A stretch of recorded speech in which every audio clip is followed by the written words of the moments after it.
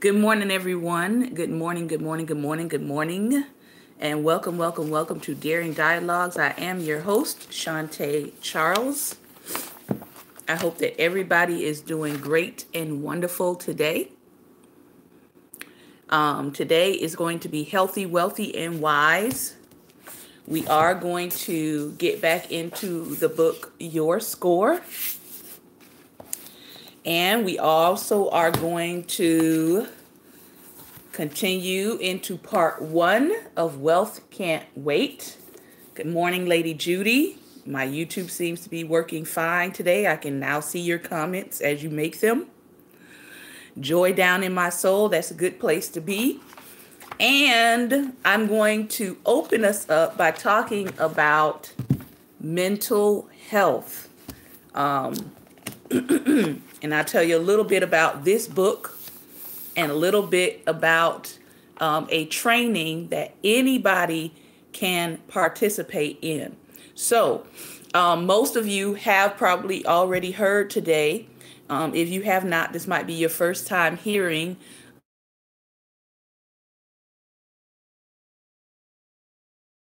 and I say purportedly committing suicide. All right.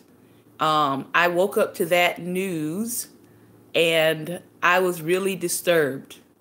I know that many people have already heard about Kate Spade purported suicide. They said she actually left a note, and there was some news about her sister at one point trying to get her the help that she needed, but because of shame and the stigma of having any kind of mental health issues, she chose not to get that help. All right. Confirmed that she was struggling and that she was trying to get her the help that she needed. All right. So both of those two now have begun to really weigh on me this morning. And so I said, this is our Health and Wealth Friday. So let me come and let me share a little bit about you around the issue of mental health. Now, this particular book here, all right, Youth Mental Health First Aid, is actually a course that my husband and I took. Because as ministers, we also want to make sure that we're doing what we need to do on the counseling side to make sure that we get proper training, all right, and certification so that we can properly offer counsel to people. Now, this is not like several days or several months or several years of counseling, but it is basic counseling, general counseling to help you, especially with adults, assisting young adults. All right. And the company, this is a nationwide company that anybody, whether you are, because in our class, it was educators, it was ministers, there were police officers, there were people from fire department in this particular course. So this course is designed for anybody to get some basic training, basic skills on how to help someone that you may come across that's dealing with these kinds of issues. All right. So I recommend it. If you're a minister, you need to take some course. All right. Not everybody's going to go out and get a degree in psychology, but you do need to be prepared to offer counsel. All right. And the company is www.mentalhealthfirstaid.org. That is the company that you can contact to find out where they're doing this training in your area, because the training is nationwide. Excuse me, 1 second.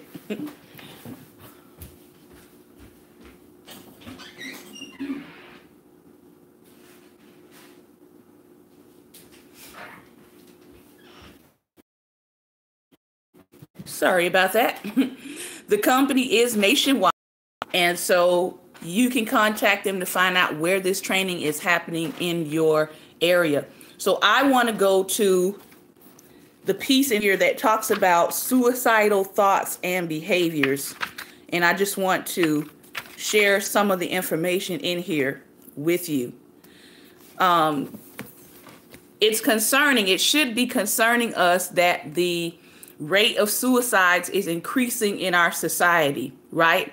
People seem to be taking what many call, they're taking a permanent solution for a temporary problem, all right?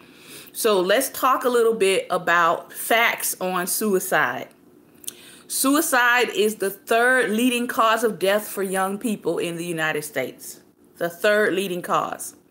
In the United States in 2008, an average of one young person aged 15 to 24 dies by suicide every 2 hours and 3 minutes.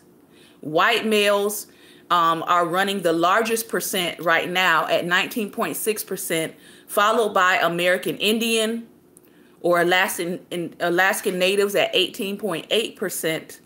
They have the highest rates of suicide. The percentage of Latina females attempting suicide is higher than that of most female racial groups.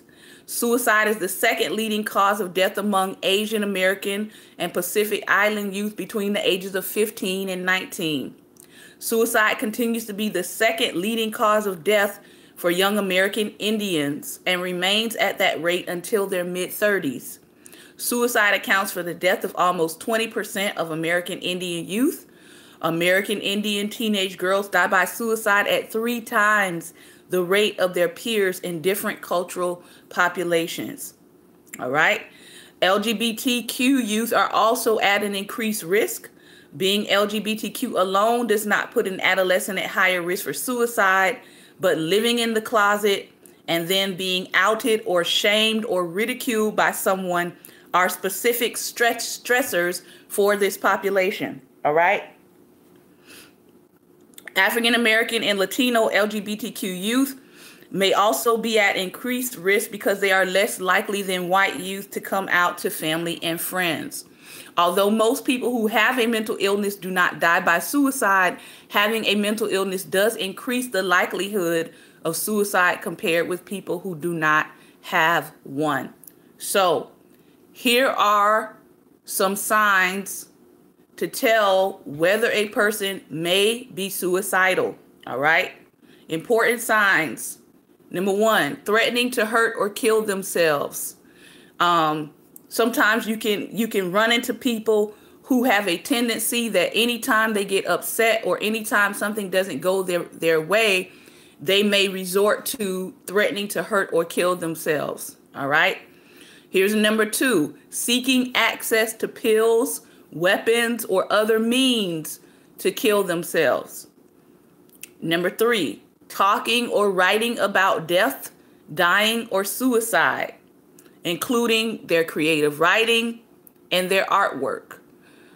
So you have to pay attention to people who all of a sudden maybe their attitude or their mood has changed, or something traumatic has happened in their life.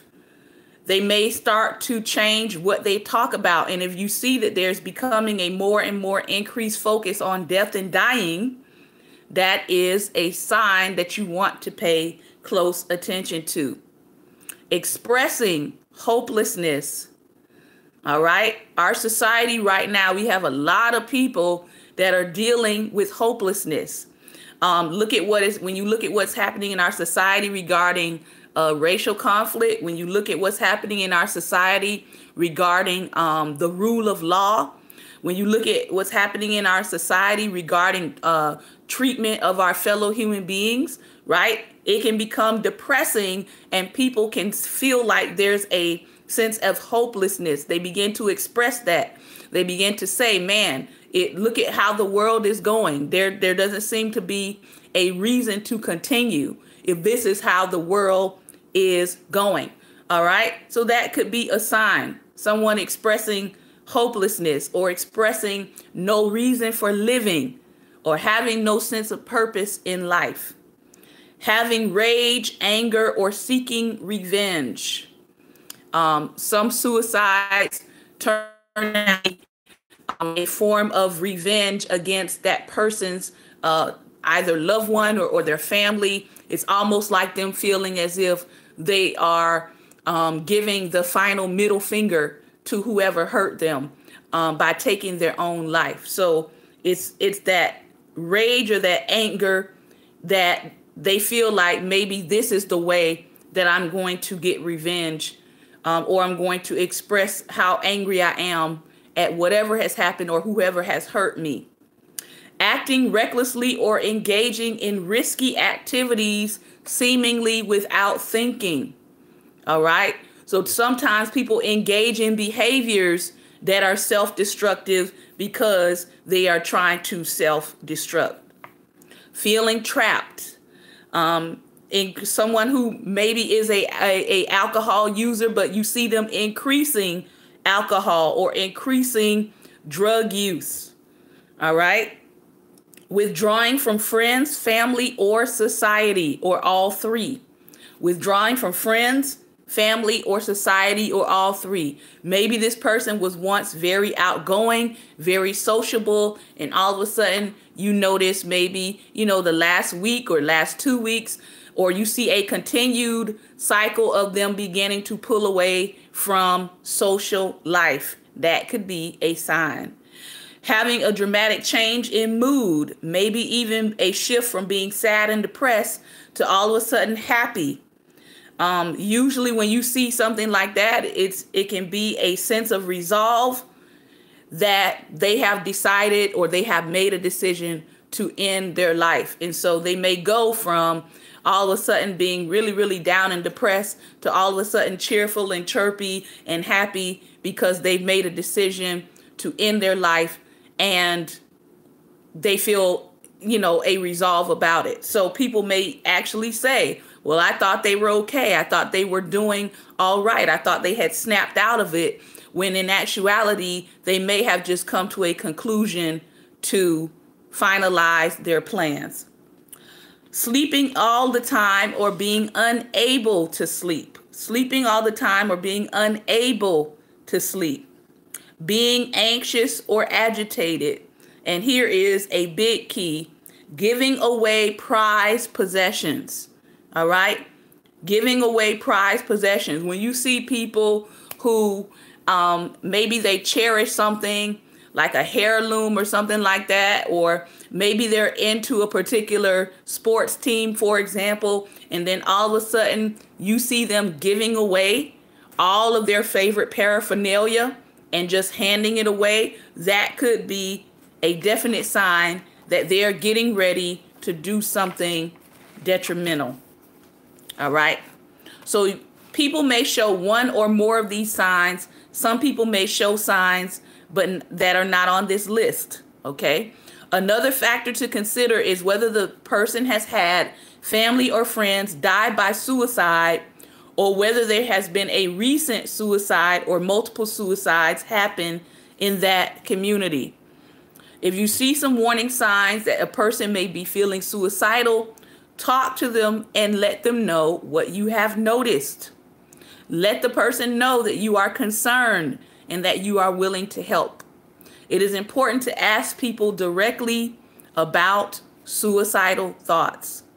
Although it may be uncomfortable, do not avoid using the word suicide. It is important to ask without dread and without expressing a negative judgment about whether the person is considering it. Appearing confident in the face of a suicide crisis can be reassuring for the person that you're addressing.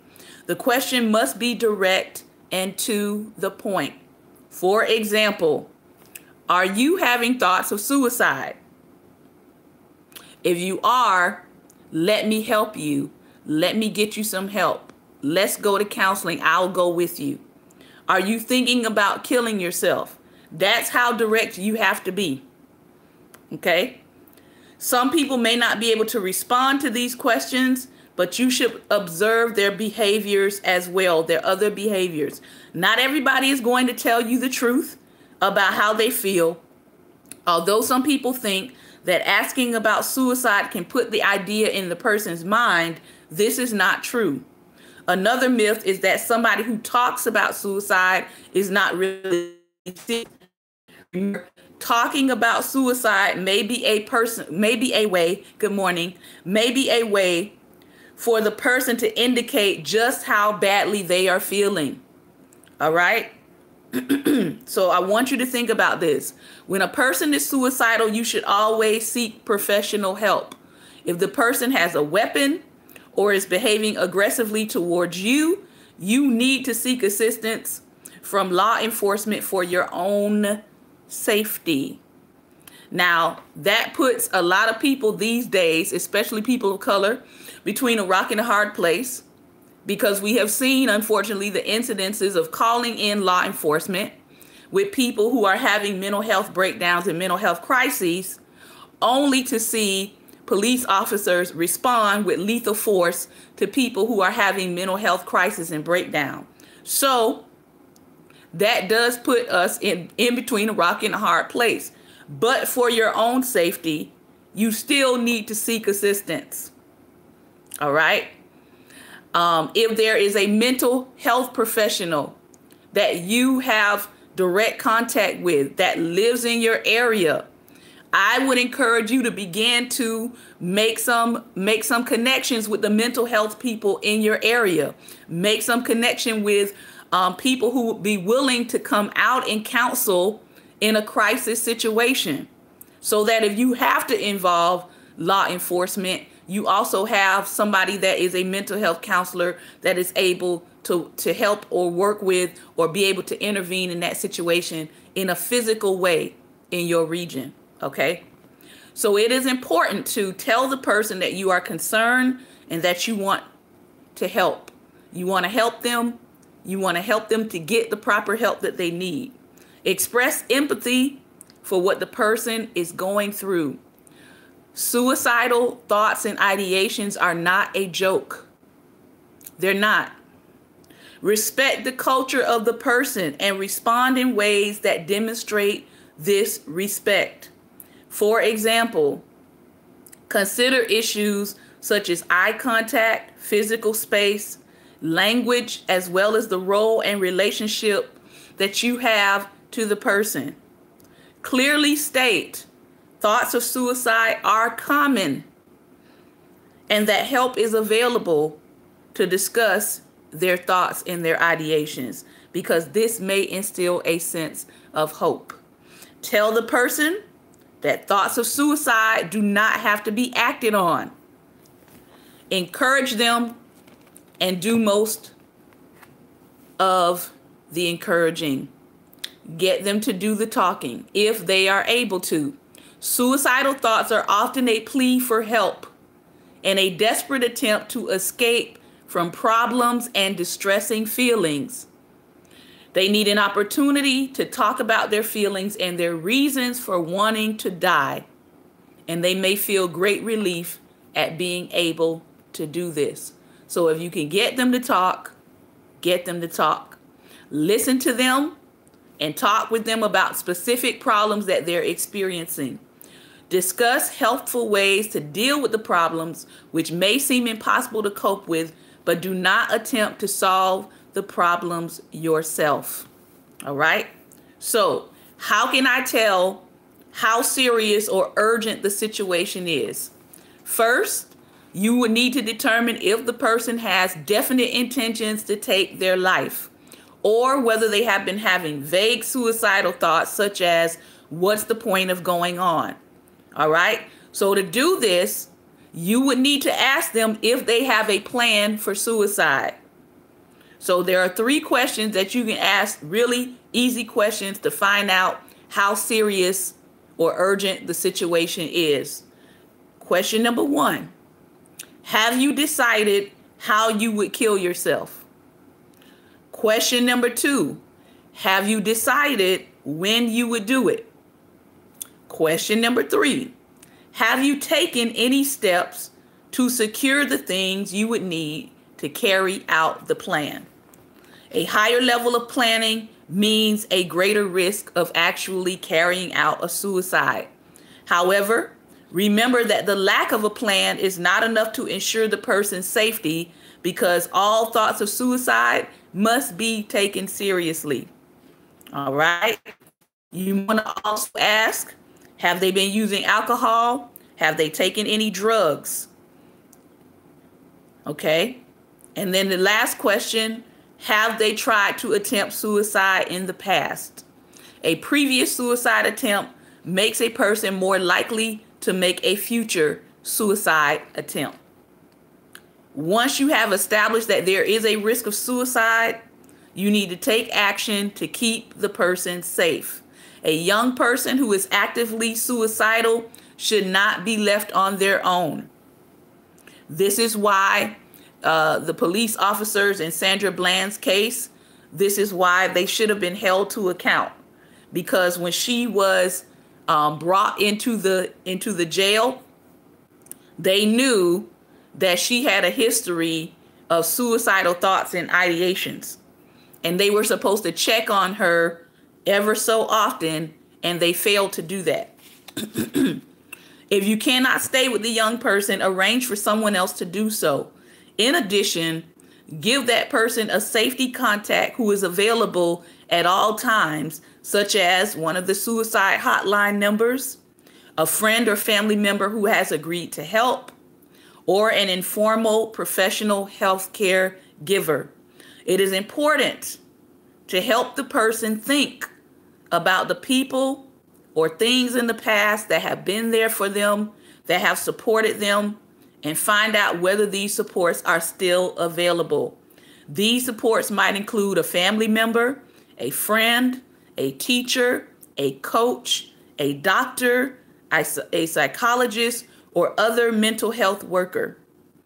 It could be an individual from their church, from a community organization, or a recreational club. Do not use guilt or threats to prevent suicide. Can I say that one more time? I'm going to say it one more time. Do not use guilt or threats to prevent suicide.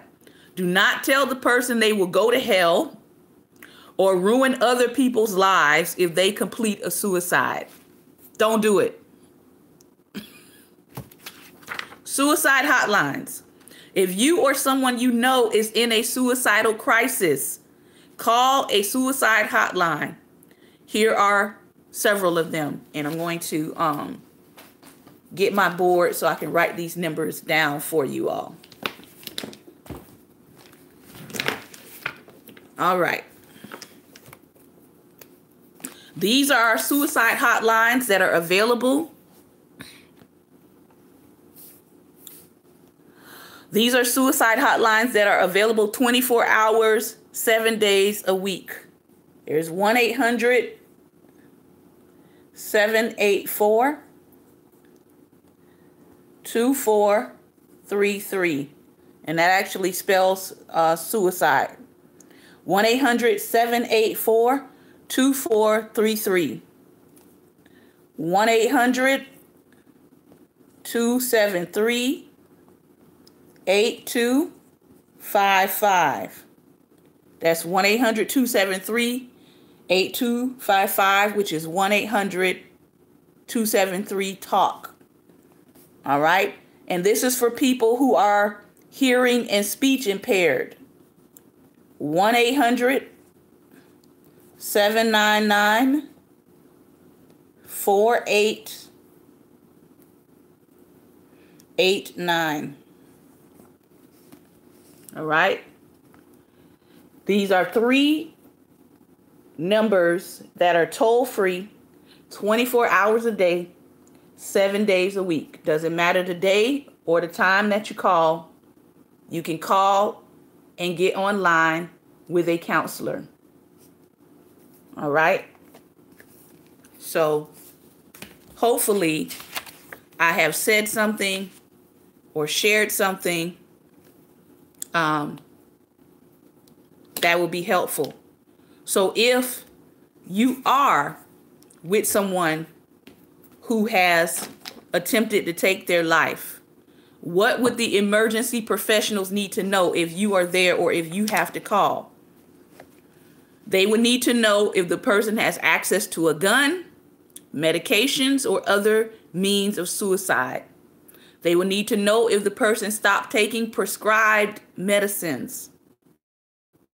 would know if the person has seen a mental or behavior health provider or physician, or if they stopped seeing them. They would need to know if they wrote a suicide note, if they gave away possessions, if they have been or are in a currently abusive relationship, if they have recently suffered a loss, like the death of a loved one or another traumatic event, if they're coming up on an upcoming anniversary of a loss, if they have started using alcohol or drugs, or if they have recovered from a previous suicidal crisis or certain type of intervention. So what if you are having this conversation? What if you are asking these questions and a young person tells you or tries to make you promise not to tell anyone else? You should never agree to keep the risk of a suicide secret. However, you should respect the person's right to privacy and involve the person in decisions regarding who else might need to know about their intentions. All right? Think about it. So, lastly, self-care. Do your best for the young person that you are trying to help. Despite our best efforts, some people will still commit suicide. The suicide or attempted suicide may have considerable impact on you as a caregiver or a friend who may be involved. It is important to pay attention to your own emotional state and physical needs, and to make sure that you are asking for and accepting care from your social support network. Seek and accept support from trusted colleagues, friends, and family, and allow yourself time for reflection and healing. Remember to respect the young person's right to privacy. If you talk to someone, do not share the name of the person that you helped or any personal details that might make the person identifiable to the people that you choose to share with. All right? So think about yourself in terms of what will you do for self-care if you're involved in intervening in a suicide crisis. Who can you speak to and who can you talk to about your feelings on helping? Okay? So remember, you all know, for me, self-care is a revolutionary act. Make sure you are putting on your oxygen mask before you're trying to give someone else oxygen. All right, we are moving on to your score. An insider secret to understanding, controlling, and protecting your credit score. And we are on the subject of awesome, wonderful Lady Apostle. Everybody needs a sabbatical.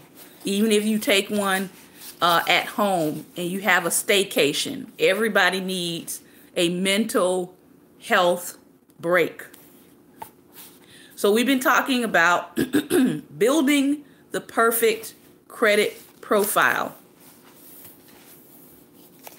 Thinking about your financial decisions in terms of how they will affect your credit scores is fine in the short term, but to have long-term success, you want to transition that thinking into considering what your credit profile is and what you want it to be.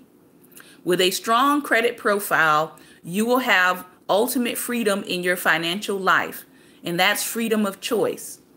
When you can make decisions on your own time with the right information, you're in a much better position than the person who is finding that they are being forced into a course of action out of fear, frustration, or lack of better alternatives. To illustrate the relationship between credit scores and credit profiles, it's useful to look at big study Credit Karma did on more than 200,000 of its customers. Instead of compiling a simple tally of their scores and breaking it down by percentages, Credit Karma drilled down to find out what specific financial traits the customers in various credit score brackets actually had. At the end of the survey, It was able to develop a composite model of what somebody with a credit score of 800 or above looks like financially. People from 700 to 799, 600 to 699, 500 to 599, and below 500. The point of all the data isn't to compare yourself to what other people are doing. The best use of the information is to see some important pieces of credit profile of someone who is truly winning the credit game. Because let's be reminded, it is a credit game. It's a way to reverse engineer what kinds of accounts and behaviors people with a good credit score have, and then add in those other pieces of the profile we've been discussing. The people who responded to Credit Karma survey who had scores of more than 800 had very striking differences from, as well as similarities to, people lower down the credit score ladder. All right. So let's talk about what are some characteristics of people in these different credit score brackets. That's what we're talking about today. The average 800 plus scorer had 9 open credit accounts that combined to a total of about $62,000 in debt.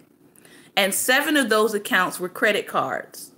They had available credit card limits of about $78,000 and $5,400 in balances on those cards. When it came to payments, they made 99.99% of them on time, and they had $0 past due. It isn't hard to sketch out what kind of consumer looks like in real life. To have almost $80,000 in available credit, you need to have a great credit profile and a substantial income. With 9 open accounts and 7 credit cards, that person is clearly carrying a variety of high limit cards with low balances and probably has a mortgage loan, as well as maybe a car loan. But with only $62,000 in debt, it means the person is probably mid-career and a good way toward paying off their mortgage. You can see why a creditor would feel secure doing business with that kind of customer. They have a wide variety of credit accounts. They have performed well paying on them for a lot of years, and there's very little risk here. When you compare that composite with a composite customer who is in the 700 to 799 range, you start to see where they're similar but very different. At this tier, the average person has 7 open accounts, about $125,000 in debt, 6 credit cards, and about $7,500 in credit card debt on a credit limit of $36,000. They paid their bills on time 99.44% of the time and only had an average of $3 past due. These consumers also have terrific credit, but they're carrying twice as much debt, both revolving and otherwise, on 2 fewer credit accounts. They're fundamentally as good as paying their bills on time and avoiding past due accounts like the 800 plus people are. But their utilization rate on their credit cards signal that either they're earning less money or they've historically spent more than they can afford. Don't misunderstand. There's still great risks in profitable customers, but there's a bit more to keep an eye on.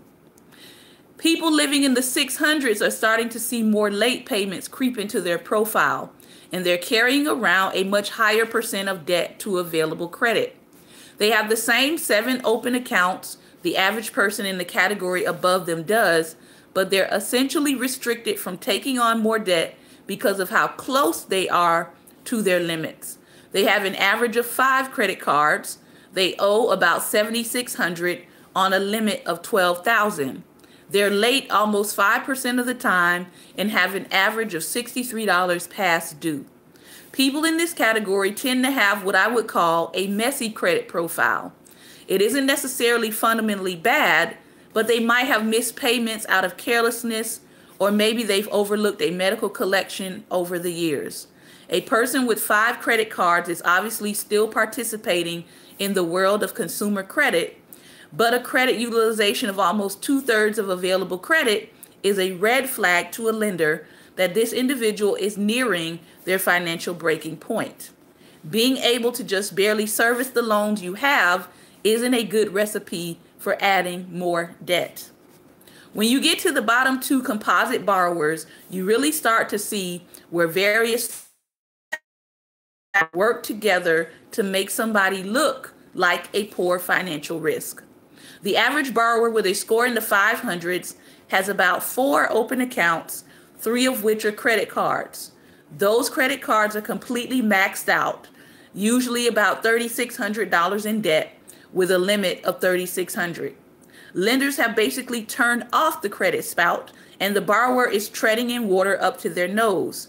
This borrower makes on-time payments about 75% of the time and has an average of about $283 past due.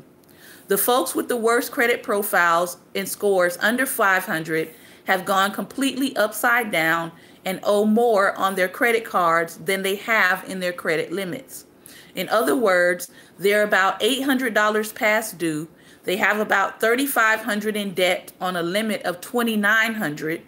They're late on their payments about 40% of the time. With this kind of profile, people don't usually have enough income to dig themselves out of the hole and need a lifetime to do so, or a lifeline from a friend or relative to get out from under the penalties and high interest rates, or else they will end up declaring bankruptcy. We obviously don't know everything just from these statistics. Income, job stability, individual and all highly individual and very specific. Besides me lecturing you about making more money or doing something different with your job or housing situation isn't what this book is about. But what we can talk about is how to make your financial profile look as attractive as possible today and how to make a plan to get it where you want it to be over the long haul. All right. So that is what we're going to be talking about as we continue this book next week.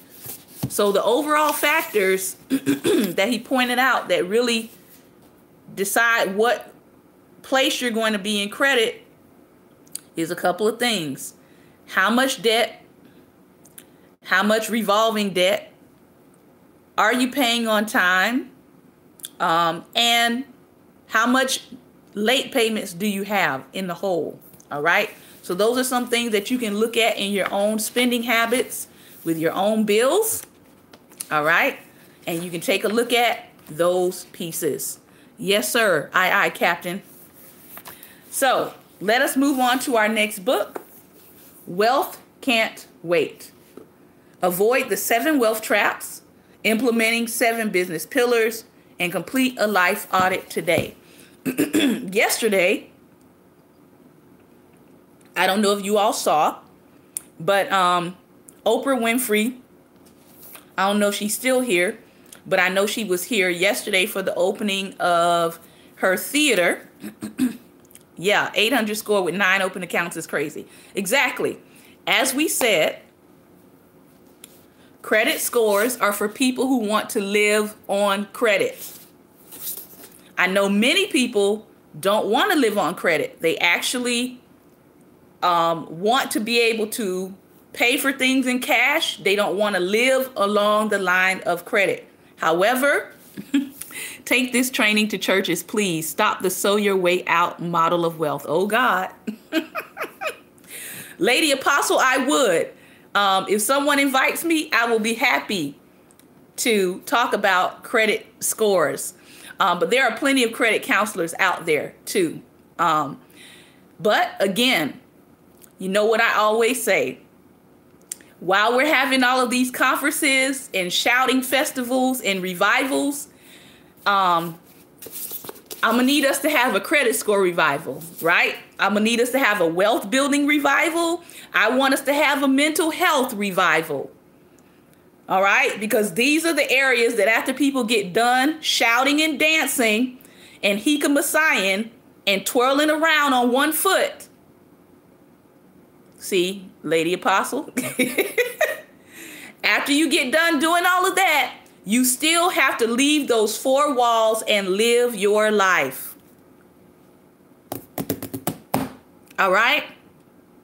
So, hello, somebody. Yes. So, Oprah Winfrey was here yesterday, and she was opening up the theater part. If you haven't been to the National Museum here in the DC area, I encourage you to please go. For right now, I don't know how much longer it's going to stay free, but it is free to get in. You just have to go to the site and actually pick a time to print out your tickets and all of that. But it is free to get in. Some of the tickets, because of all the people that are coming to visit, some of the tickets, if you're blessed, you can get an all-day ticket. Some of the tickets are only 2 hours long, so it depends on when you're trying to get into the museum. But she was here yesterday, and you'll have to look for it online, but she gave a keynote speech while they were opening up the theater part that is dedicated to her, and they actually opened her part of the exhibit about the Oprah Winfrey Show and how the Oprah Winfrey Show impacted American society. So she was here giving a keynote. And the keynote is about 35 minutes of her speaking at the beginning. And then the rest of the keynote, about an hour after that, is her taking Q&A. And I will say this. This is probably, I watched the Oprah Winfrey Show as a child growing up, like a teenager, but I kind of stopped watching it after she decided to go her new age way. And so I have not watched a lot of Oprah programming TV stuff at all. So this was the first time that I've actually really heard Oprah in a while talk, okay? Because I just have not been interested in her programming. But she said some very, very, very important things in this particular talk. And I would encourage, I don't normally do this, but I would encourage people to go and listen to that particular talk. All right. In that talk, she talks about wealth. She talks about career. She talks about purpose. If you're spiritually mature, you can, how can I put it? You can hold fast to that which is good. All right. And set aside some of the other stuff she is saying, because she does kind of go off a little bit on some tangents. But she does use scripture. She does talk about Jesus. Exactly. We can separate wisdom from spiritual beliefs, I believe. Lady Apostle, I've come to realize not everybody can do that. Some people, yes, we can eat the meat and spit out the bones. Yes. But some people can't do that. If you can, I would recommend that you go and listen to this speech, because she said some very, very, very powerful things concerning wealth. And one of the things that she said was that in her early days, when she was really doing well with the talk show, a young man, she had spoken at a high school here in the Baltimore area, and a young man came up to her, and she said, I was referring to me. Okay, Lady Apostle.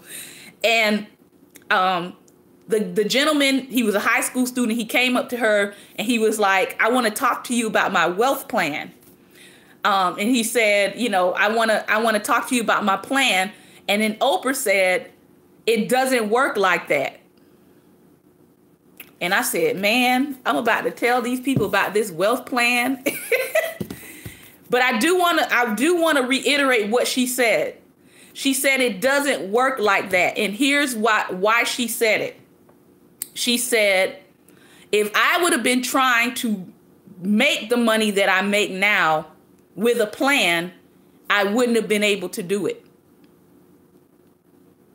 She said the number one thing that you need to be concerned about in terms of wealth building is your spiritual life. The number one thing you need to be concerned about with wealth building is making sure that you have a spiritual practice that you engage in that is priority in your life above else. I said, boy, what? Where's the offering plate? Listen, Oprah was preaching for those 90 minutes. That's why I'm telling people, you got to go hear what she had to say. It was very powerful. It was very impactful. If you have spiritual discernment, you know exactly what she was talking about. If you have a relationship with God, you know exactly what she was talking about. And this time, I will give her credit. She actually quoted scripture. She actually quoted where she got this wisdom from, because Oprah sometimes doesn't do that. Okay, she puts out wisdom and puts an O on the end of it, and it came straight from the Bible. But people don't realize that. But in this particular talk, she referred to chapter and verse several times of where she was getting her wisdom from. All right. And she did acknowledge that her calling started in church. See, that's going to help somebody out right there. She acknowledged that her calling for broadcasting started in church with Easter speeches. So all the parents out there doing speeches with your children in church, be encouraged. It's going to pay off for you. I promise. All right. So, but the important thing that she said was that you have to have a spiritual practice, a spiritual discipline. You have to know that you aren't building this thing by yourself. All right. And that's what she talked about. She talked about knowing her purpose, getting in alignment with her purpose, going in the direction of her purpose, having a spiritual foundation by which she began to build her life. All right.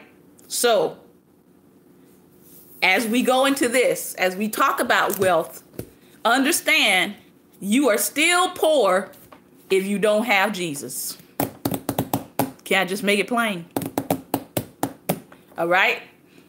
Again, going back to the suicides that we started out talking about. My husband and I were talking, and everybody was surprised about what happened with Kate Spade. You know, that she was very wealthy. She was popular. You know, she had the homes. She had the husband. She had a child, right? But she was not happy. She was dealing with a struggle in her soul. All right. And as I was talking with my husband about it, because she sold her company, Kate Spade sold her original company for $2.4 billion to Coach. All right. And then she started a new purse and accessory company after she sold that one. So she wasn't hurting for money. And as I was having that conversation with my husband, I just heard the Lord just brought this scripture back to me that money answers all things. But then the Holy Spirit said, but it doesn't answer all souls. And I'm telling you that it felt like a brick just dropped on my head. Because the scripture does say that money answers all things. But the key word there is things, not souls. All right. And so we get into the habit of chasing money, thinking that it's going to answer our soul's desire, our soul's longing. And only God can answer our soul's longing. All right. You can use money to pay for things, but at the end of the day, is your soul right with the Lord? All right. Remember the man in scripture who was counting up all his materials, and he was looking at himself, and he was proud that he had stored up all of this wealth. And the scripture said, but your soul is required of you. So I don't know about you all, but I want to make sure that my soul is secured, because that is going to be the wealth that I get to take with me. Because guess what? None of the stuff here is going with us. The only thing that's going with you is your soul. Not even this body is going with us. All right. I know we like to dress it up. We like to paint it. We like to make sure the muscles look good and popping. We like to make sure we got those abs ready for the summer. Right. But the soul is what is leaving this life and traveling with you. All right. So in all of our preparation, please do not neglect building your soul's wealth. That's all I'm saying. Don't neglect building wealth, because at the end of the day, when things rot, when things corrupt, when things rust, it's going to be your soul that's eternal. All right? So make sure you have a healthy soul. I don't ever want us to be on here and be talking and you not have that at the forefront of your mind. Okay? So let's move on. Part 1. Make the choice to build wealth. Make the choice to build wealth. It is a matter of choice. Every decision you make takes you one step closer to being wealthy or one step further away. Shea Oliveria. Building wealth requires making a choice. One day you wake up and instead of going back into the matrix, you stop, you look at your life and ask, what game am I playing? Maybe it was a life-changing event, be it positive or negative. Maybe you just woke up and decided today is the day that I'm going to change. Regardless of the reason, it's moments like these that create an opportunity. They create a window of clarity to see your life from the outside in. At these moments, you can stop and ask yourself, is the way I'm choosing to live my life leading me to the future that I really want? Now, see, they are all in my Sunday message. Yeah, I'm going to be on Sunday and I'm going to be preaching. And I have a word specifically for women. So please, ladies especially, if you can be on, I promise you, okay? God wrecked me yesterday with a message for women, and I can't wait to give it to you, and I can't wait to roll it out. All of us are, to some degree, sleepwalking through our lives. All of us are, to some degree, sleepwalking. However, in these reflective moments, we have the opportunity to ask ourselves if our lives are truly in line with the lives we would choose if we could have anything we desired. Actually goes back to, again, what Oprah said about getting in alignment with your life, getting in alignment with the dream God has for you. The programmed life.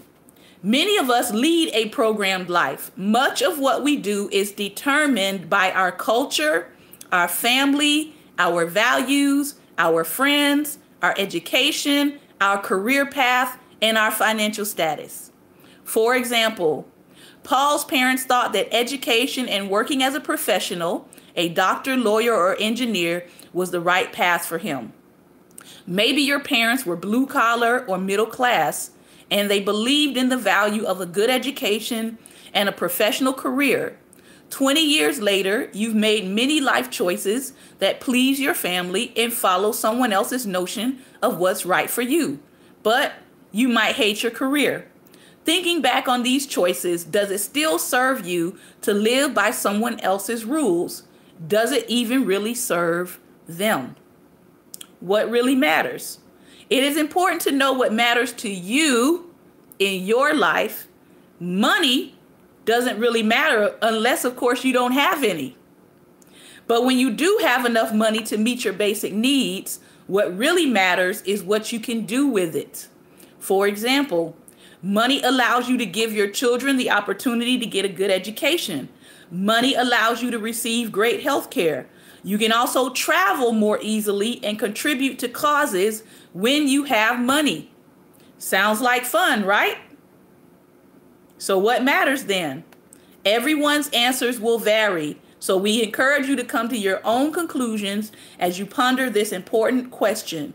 But we're going to give you a hint. It's not money. Why wealth matters. Many people equate wealth to material goods and services such as cars, houses, and taking lavish vacations. How many times have you heard the phrase, money isn't everything? We agree, somewhat. So what is wealth then?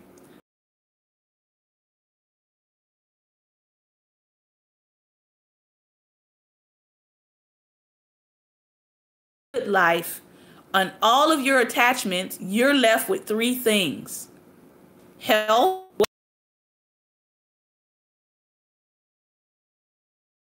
and freedom.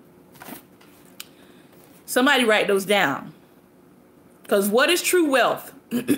Health, family and relationships, and freedom. Okay? You can have all the money in the world, but as some people have realized, if you don't have health, you will probably be spending all that money in the world to get good health. All right?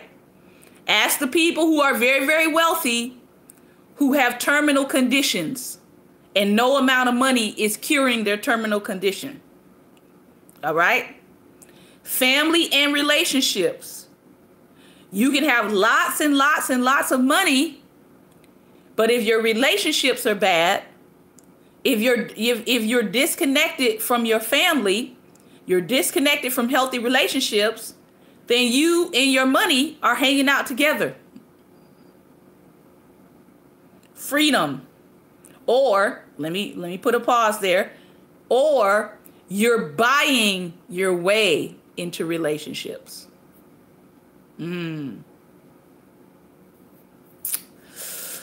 Oh God, deliver us from bought friends. Can I say that one more time? And nobody's going to get offended, right?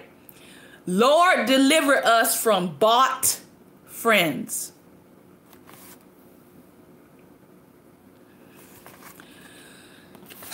If you're only my friend, or you're only in my life because I pay for all your meals, you get free vacations because you're with me.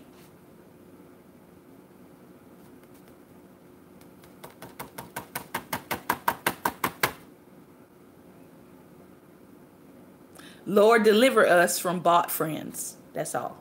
Deliver us. Freedom. Freedom can mean a lot of things. It can mean the ability to pay for good attorneys to represent you, to make sure you don't go to jail for a trumped up charge. Freedom. Freedom. The ability to be able to leave the country should you need to. Freedom. But even then, we now have people who are wealthy. Again, they're wealthy, but their passports are being revoked, or they're being told they can't leave the country, or they get to another country and they're put into interrogation for several hours along with their family members. This is happening right now. All right. So there are three things that you're left with when you strip away material possessions: health, family and relationships, and freedom. Think for a moment. Can money buy you wealth? Can money buy you health? It depends who you ask and when you ask them. If you ask former billionaire Steve Jobs, the answer quite obviously is no. He died of pancreatic cancer at the age of 56. No amount of money could have healed his cancer-ridden body. However, if you consider the nearly 800 million people who don't have access to something as simple as clean water or sufficient food, just a little bit of money would buy them a whole lot of health. Can money buy you time? If you ask a dying man or woman, at most, money can buy them only a small amount of time. Money is not good at buying time that's already lost. But money, if spent well, can buy you future time.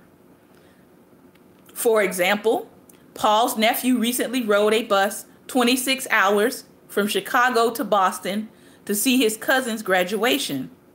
In this instance, $500 could have bought him a plane ticket home and saved him 20 hours. Can money buy you family and relationships? Again, it depends on who you ask. If you have a strained relationship with your family, chances are you're going to need to do more than write a check. You'll need to work on rebuilding relationships. But if you are infertile and you're looking to adopt a child, money can definitely help you to build a family. It's all a matter of perspective. In fact, the more we thought about it, the more we realized that money is a form of energy, which is synonymous with choice, or better yet, freedom. So, next week, we're going to come back and we're going to talk about how wealth brings freedom. Building wealth is saying yes to yourself. And we're going to start talking about wealth accelerators, how to accelerate your wealth. Remember, outside of your soul's wealth, you're still broke. All right?